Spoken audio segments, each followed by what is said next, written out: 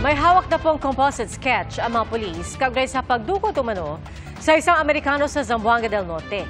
Tinutunto na po ang persons of interest at inaalam kung konektado sila sa anumang grupo. Saksi, si Maki Pulido.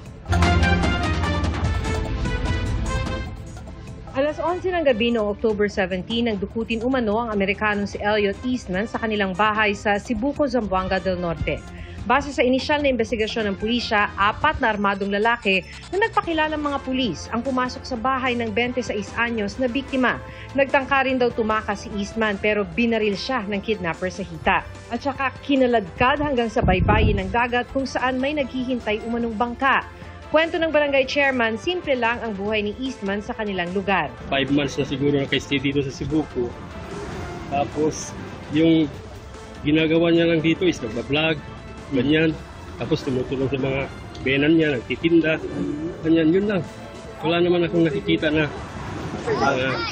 trabaho na malalaki. Wala. Wala. Parang simple lang ba? Sa isang vlog noong Setyembre, ikinuwento pa ng biktima ang anyay banta sa kanyang buhay. People coming here to tell my family that there's people that want to kidnap me or they're threatening to kidnap me. I don't really know like what would happen if somebody did try to come here and kidnap me, right? Would the neighbors help me or would they just sit there and watch? Even last night, I'm scared a little bit. I'm scared. 4 na araw na mula nang mangyari ang pagdukot at wala pa rin daw natatanggap na hiling na ransom. Kaya para sa pulisya, nasa area lang ng Zamboanga del Norte ang mga suspect. Normally, sa mga kidnapping case involving yung sinasabi nating grupo ay hindi naman nila sinasaktan.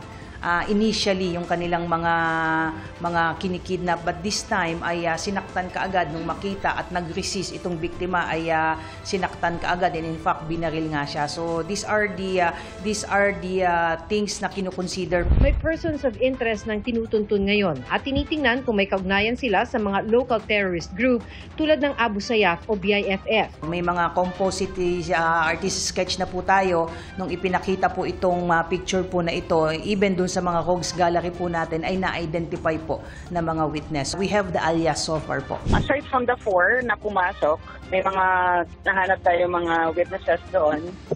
Although hindi pa natin talaga nako-connect kung anong grupo ito. And meron pa din tayong mga persons of interest sa ibang anggulo na nakikita natin.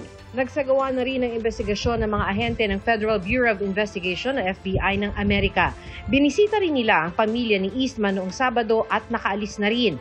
Ayon sa PNP, hindi aktibo ang FBI sa investigasyon at hihingi na lang ng update mula sa kanilang legal attaché. Para sa GMA Integrated News, Maki Pulido, ang inyong saksi.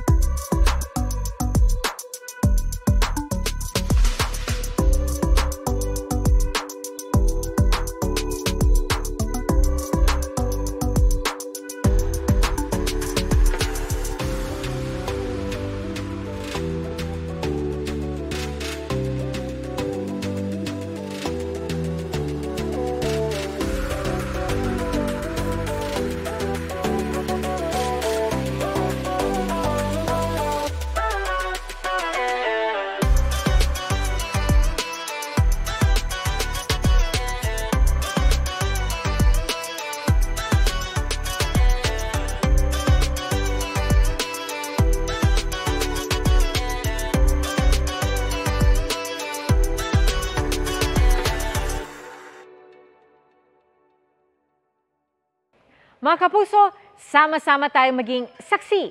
Mag-subscribe sa GMA Integrated News sa YouTube at para sa mga kapuso abroad, samahan niyo kami sa GMA Pinoy TV at sa www.gmanews.tv.